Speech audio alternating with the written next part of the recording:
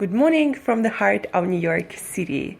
This is Food School Smarter, Stronger, Leaner podcast dedicated to wanting to learn and apply to eat daily.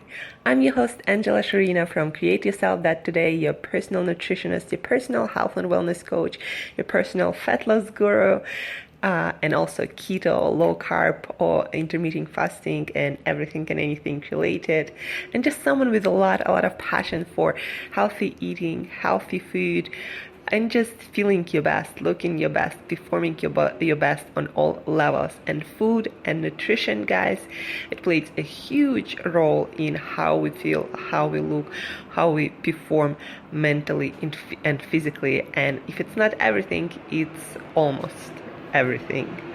At least it has an effect. It influences everything we do, how we feel, how we look, and how we perform on all levels.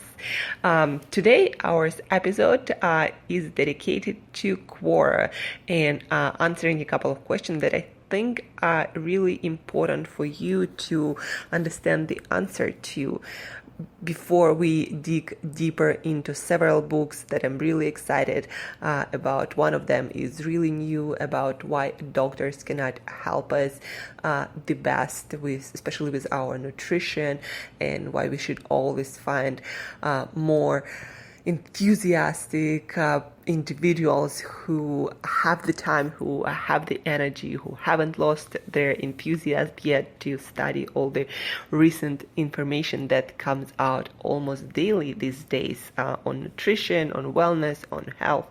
So before we dig deeper into analyzing all the books that I've read, all the studies, I want you to think about a couple of questions and my answers to them. So question number 1 from QUORA. If calorie intake is what ultimately leads to weight loss or gain, why do macronutrients matter?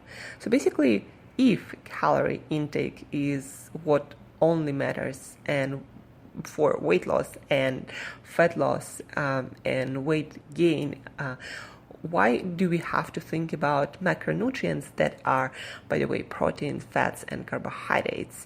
Why don't we just count everything, right? If calories in equals calories out. The thing is, even though, if you put certain amount of calories in your body, it's going to get that amount of calories. What it does with those calories, different, and depends highly on what kind of calories those calories are. So we already established in previous episode that our body is not calorimeter, that is an oven that burns food and tells you how much energy or how much warmth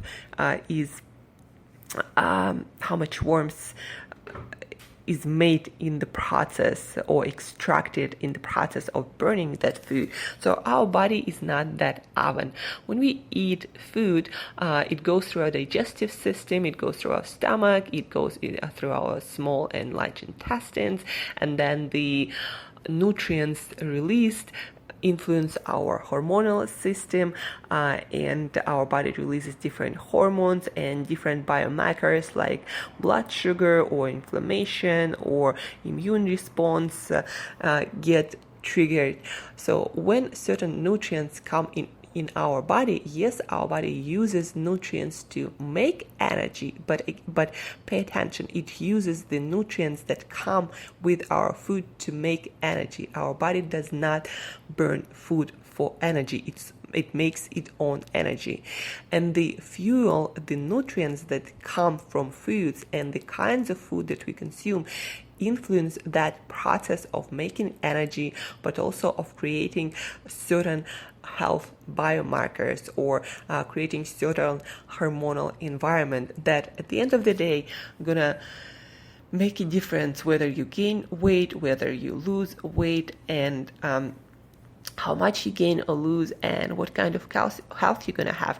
And of course, if you consume a lot more food than your body requires to maintain energy balance inside of your body, inside that biochemical machine that our body is, we're gonna gain weight. But the truth is, gaining weight from, let's say, eating chicken breast and salads is much harder for our body than gaining weight from eating the same amount of calories in candy. Plus, we still do not know how to measure precisely how much energy is extracted or made by our body when we consume certain foods, and it's also different for every individual. And to make it even more difficult, it's different for every individual in every situation. For example, when you're calm and peaceful and in friendly environment, or when you're all stressed out and feeling like the whole world is against you. So that makes counting calories is really very inefficient and inaccurate way to measure your weight loss or weight gain journey, and then wondering why eating the same amount of calories as someone else, you are not losing weight while they do, for example. Macronutrients, proteins, fats, carbohydrates also matter because they have different thermic effect, what they call. It means basically, so when you consume, even disregarding all of that I've just said, just by consuming proteins, fats, or carbohydrates, your body gonna get different amount of energy, gonna make different amount of energy, just because it takes more energy, for example, to digest and assimilate proteins, and it's much harder for your body to convert it to make the end product of protein metabolism, fat. Your body has to do quite a lot of work, whereas if you consume something like processed sugar or fast sugar from, let's say, candy, it takes at least 10 to 15% less energy, even probably more, for your body to digest and assimilate that sugar. Also, sugar triggers blood sugar spikes, that triggers insulin response, and insulin tells your body, it literally tells your cells to store fuel, use the fuel sugars in your blood for energy, keep your fat, and actually make even more fat if you don't use enough energy, if you don't exercise enough, if you're not insulin sensitive enough, if you're eating in all the wrong times. So macronutrients, carbohydrates, fats, proteins, but also the kinds of foods, they really change how your body metabolizes food, what your body does with that food, and how much energy your body can make from that food. Again, at the end of the day, it matters how much energy the body makes from food. So, for example, if you're, again, eating chicken breast and salad, or if you're eating chicken breast salad and put, a liter olive oil on all of that, of course it matters, at the end of the day. And probably if you eat a liter of olive oil, you're not going to lose any weight. But calories do not equal calories that your body actually gets, and that's just undeniable truth. And anyone who understands biochemistry even a little bit understand that calories in, calories out just doesn't apply to our body the way it applies to a machine or an oven that burns things for calories, because that oven will burn equally effectively and efficiently through salads or through, let's say, asparagus or broccoli or spinach, as through candy. So for the machine it doesn't matter where those calories come from. For our body it does matter. So that's why it's important, not only macronutrients, fats, proteins, and carbohydrates, but also the kinds of food we eat, when we eat them, after workout, before workout, in the morning or in the evening. Also how old we are, how active we are, how stressed or not we are. All of that matters at the end of the day when it comes to energy cycle, energy production, and when it comes to weight loss or weight gain. The second question I want you to think about is, why is it hard to eat healthy? Again, the question from QUORA. And eating healthy is not hard physically. Like, once you get out of addiction, of being addicted to sugars and processed grains that actually hack your brain and activate the same reward mechanism as drugs do. So once you get past addiction, eating healthy is all about creating habits and routines around food. And why is it so hard to create and maintain those habits and routines? Is because most of the food that surrounds us these days, and that's why I'm so pissed with food industry at the moment, in a good way, meaning it's wrong. I understand that we need to change it, and I plan to play an active role in changing it. So we are surrounded by food that is mostly unhealthy and not good for long-term consumption, and that's why it's so hard to eat healthy, because our brain, is also bombarded with all this advertising, with all the messages to eat more, to indulge ourselves, to enjoy ourselves. We see all these amazing quote unquote food product or food like products that taste good, that look amazing, that hack our brain, that gives us immense pleasure, but that have nothing to do with health. And you don't see how salads or healthy food or broccoli advertised that much at all. And unless you do research, unless you are really committed to making healthy eating work for you, if you are eating by default whatever is available most of the time around you, then you're not gonna eat healthy. Our brain is that focus-seeking machine that is influenced by everything that surrounds it. And at this point in our human history, what surrounds our brain food-wise is not healthy foods. Food-like products that companies are trying to sell us to make us eat more, to make us buy more.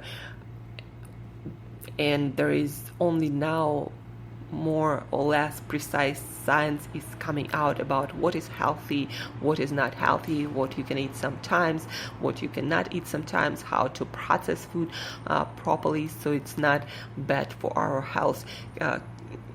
By processing, I mean, let's say, you freeze your broccoli, it's still processing. Or, for example, if you process grains and sugars to the point where they raise your blood sugar, they make you crave stuff, they make you overeat, that is not a healthy processing. So why is it so hard to eat healthy, guys? Because we are surrounded with all the unhealthy choices everywhere, all the advertising, all the companies, most of it are on a mission to make us eat more, to make us buy more, and not the healthiest product, because it's very hard to make anyone addicted to broccoli again, my favorite vegetable, I guess, today. That's why, to make eating healthy easier, you need to create again habits, routines, and pay attention to only foods that you want to eat. Set a set of rules for yourself, what you eat and what you don't eat, and why. So whenever you are presented with a choice, you know what to change, what choice to make, and why. So to recap, first, calories. If calorie intake is what ultimately leads to weight loss or gain, why do macronutrients matter? So as we discussed, calories in, calories out, not the thing that create the condition of weight loss or weight gain. Macronutrients, fats, carbohydrates, proteins, the kinds of foods we eat, when we eat them, how active we are, how old we are, the gender, it all influences how much energy our body gets from certain foods and what hormonal environment we create in our body, and that ultimately leads to weight loss and weight gain, not the amount of calories in foods, even though the amount of food does matter. Why is it so hard to eat healthy? Because we are surrounded by unlimited, unhealthy food choices, and that's what we find in most places where you can get food and where you wouldn't even expect to get food, like Staples, where that's supposed to sell you pens and notebooks, but sell also candy and all kind of foods that are not really foods but more like entertainment. So create routines, create rules for yourself, learn a little bit more about healthy foods, and just commit to making better choices. And if you have any questions guys, about healthy food, about calories, if you need to design your meal plan, your routine, your habits to finally lose those, last few pounds or first few pounds of fat, not weight but fat, because we want to lose fat. If you need any help, if you need a consultation, if you have a question, always feel free to reach out. Angela at Create Yourself That Today. Angela at Create Yourself That Today. I'm on a mission to help as many people as possible to understand what food is all about and create the situation when food equals health for you and in the world. That's my mission. So reach out, guys. I'm constantly studying, reading all the books, all the studies, and I will give you my latest advice based on latest science when it comes to, again, to healthy eating, to healthy diet, to improving the way you feel, the way you look and perform on all levels. So Angela at Create Yourself That Today. Shoot your questions and cries for help there. So have an amazing weekend. I'm gonna talk to you tomorrow about new book that I'm really excited about to finish reading today. And till next time, guys, eat better daily.